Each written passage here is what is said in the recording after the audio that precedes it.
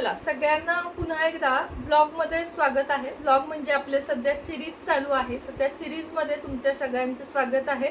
बरेच सारे प्रश्न कालही व्हिडिओ खाली आले, ते मी रीड केले आणि म्हटले चला थोडीशी प्रश्नांची उत्तरं द्यावीत आणि पुढे आपण कंटिन्यू करावं।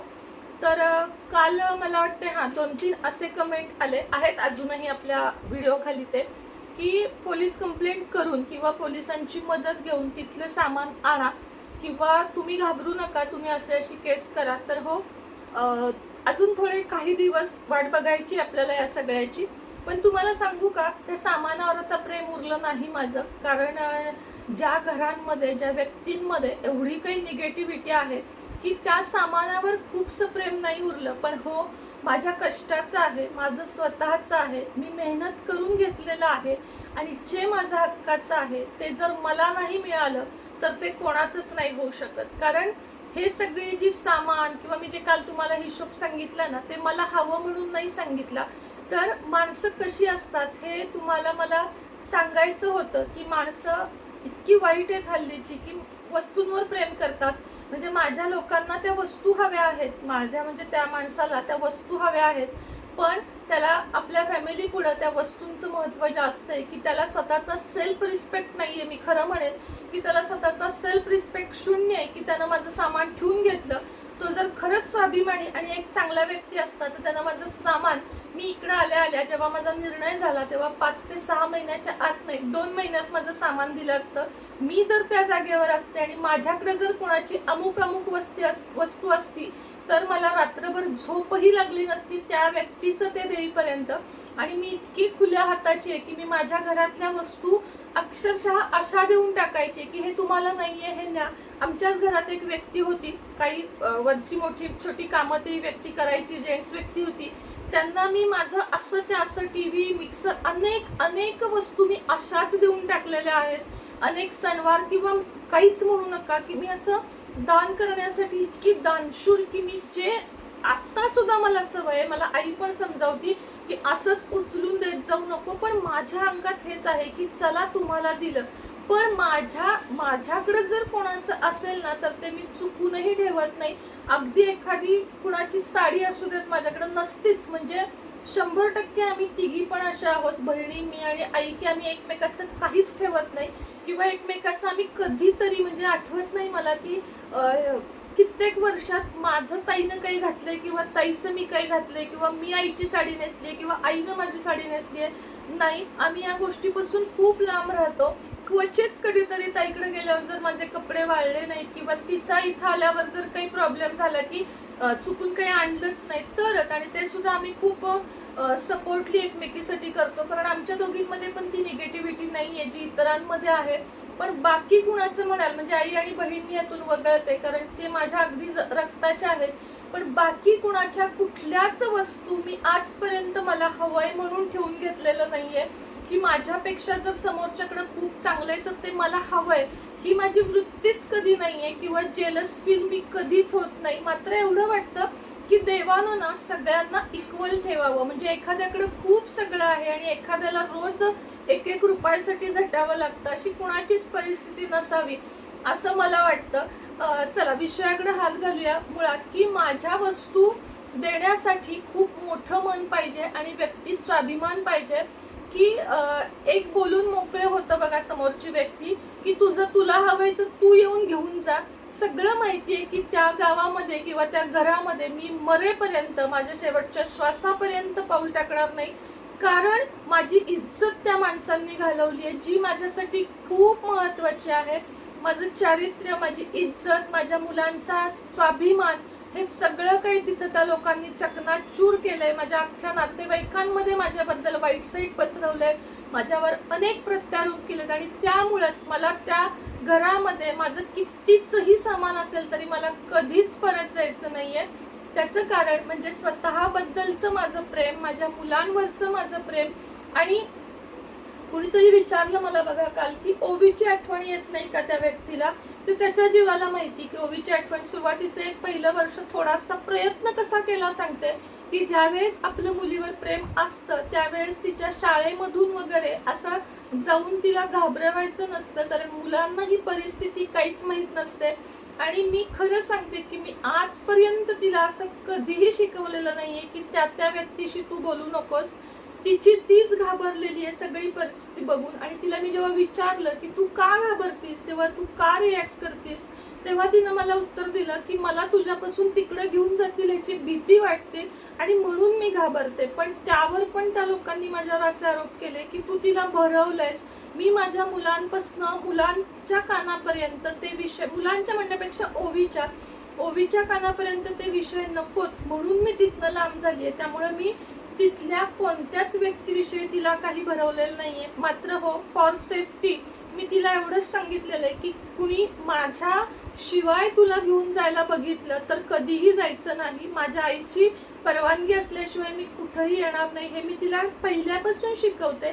आणि ते फक्त वडिलांबद्दल नाही, तर तुझ्याशी कुणीही तिराहित व्यक्ती बोलून जर तुला म्हटली हे चॉकलेट घे, हे बिस्किट घे, किंवा चल तुझ्या आईनं मला न्यायला पाठवलंय, विश्वास ठेवायचा नाही जोपर्यंत मी स्वतः कॉलवर टीचरला, मॅडमला, रिक्षावाल्यांना सांगत नाही की मी तुला आज न्यायला येत नाहीये. आणि हे प्रत्येकच आई करते.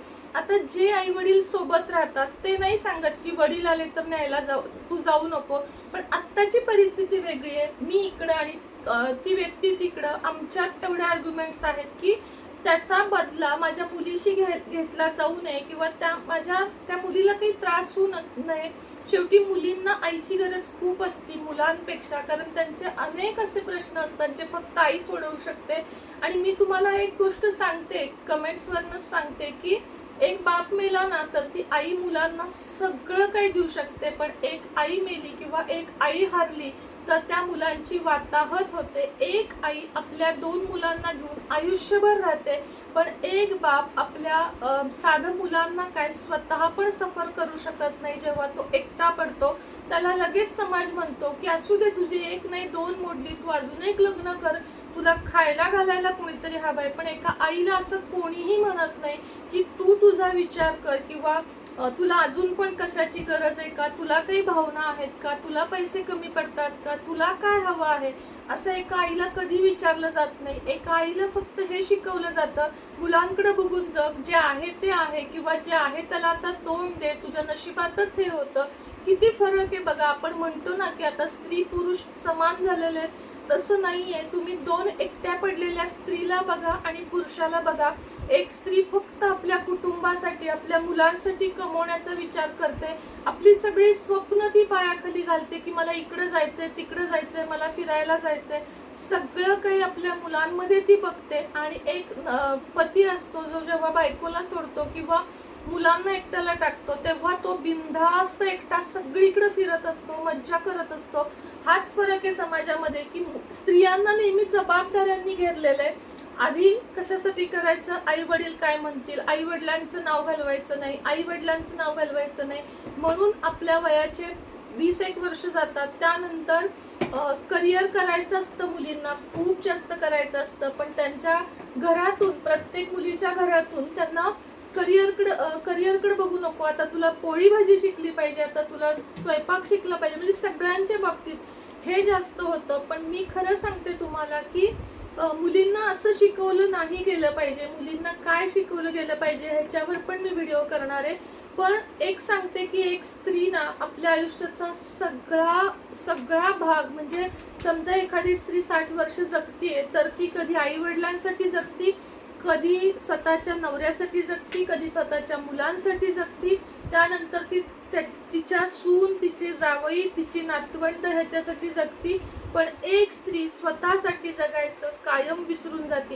आणि त्यातून जर तिनं स्वतःसाठी काही करायला बघितलं, तिनं एकटीनं फिरायला बघितलं, तिनं एखादी मैत्रीण असेल, एखादा फ्रेंड असेल, यांच्याशी बोलायला बघितलं तर तिच्याकडे बोट दाखवलं जातं. पण तिला समजून नाही घेतलं जात की हिला घरात नक्की काय कमी पडतंय आपल्याकडून, म्हणजे नवऱ्याकडून प्रेम कमी पडतंय का, नवऱ्याकडून आपुलकी कमी पडतीये का, नवऱ्याकडून भावनिक, शारीरिक, मानसिक, आर्थिक काही हिला दुःख आहे का, म्हणून ही कुणाशी बोलायला बघतीये का, म्हणून ही आसरा सोडतीये का.